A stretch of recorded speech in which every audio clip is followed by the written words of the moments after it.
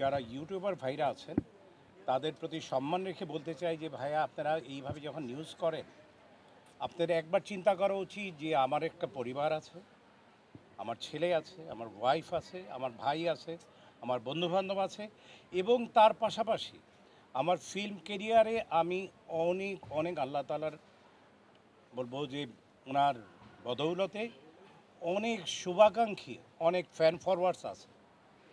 আপনি যে এই ধরনের একটি নিউজ করছেন, এমনও তো হতে পারে যে হয় এই নিউজ শুনে কেউ যেন স্ট্রোক করে মারা গেল, সেটার দায়িত্ব কে নেবে? আপনারা যে এই ধরনের নিউজ করেন, আমার এখনও মনে হয় যেদিন নিউজ করেছে যেদিন তার থার্ড ডেতে আমার কারাতে স্কুল ছিল, একজন ভদ্রলোক কারাতে স্কুলে এসে দাঁড়িয়ে কাঁদছিলেন। আমাকে দেখার পর দৌড়ে এসে জড়িয়ে ধরে হাউমাউ করে কাঁদছিলেন যে রোহেল আপনি এখনও জীবিত আছেন, আমি তো শুনছি আপনি নেই। এই লোকটি যদি কোনো ক্ষতি হতো, এটা দায়িত্ব কে নিত? আমার ছেলে ইংল্যান্ডে থাকে, সে ডিরেক্টলি আমাকে ফোন করতে সাহস পায়নি। সে ফোন করেছে তার চাচাতো ভাইকে, বড় ভাই ছেলেকে, তার কাছে জেনে নিয়েছে, দেন সে আমাকে ফোন দিয়েছে। আমার ছেলে যদি কোনো একটি সমস্যা হতো, এটা দায়িত্ব কে নেবে?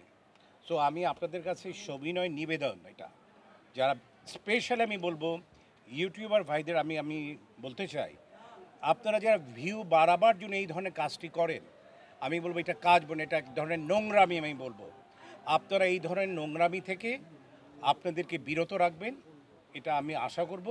বিকজ আমি বিশ্বাস করি, আমি আবারও বলতে চাই, বিং এ মুসলিম, আমার মৃত্যু হবে, সেটা আজকে এই মুহূর্তে হতে পারে, দাঁড়িয়ে থাকতে থাকতেই মারা যেতে পারি, বাসায় যাওয়ার পথে মারা যেতে পারি, আমার মৃত্যু হবেই, দ্যাট ইজ মাস্ট। বান্ডেল থাকলে প্রতি সেনমানিতে টাকা বাঁচবে।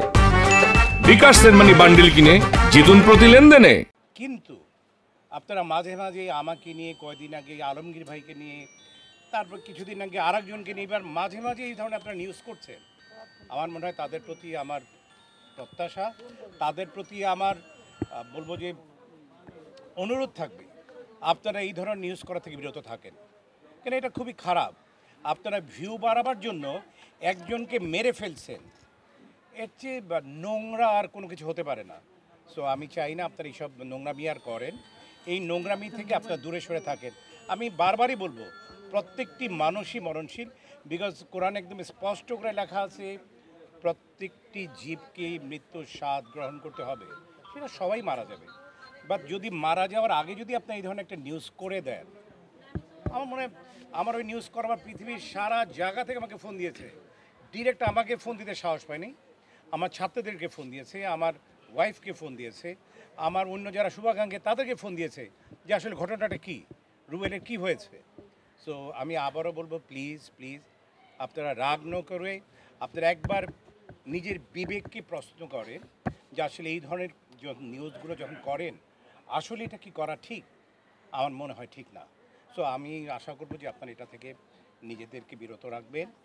আর ভিউ বাড়াবার জন্য কয় টাকা পাবেন? আর একটা মানুষকে মেরে দিয়ে টাকা ইনকাম করার চিন্তাটা আমার মনে হয় না করা ভালো।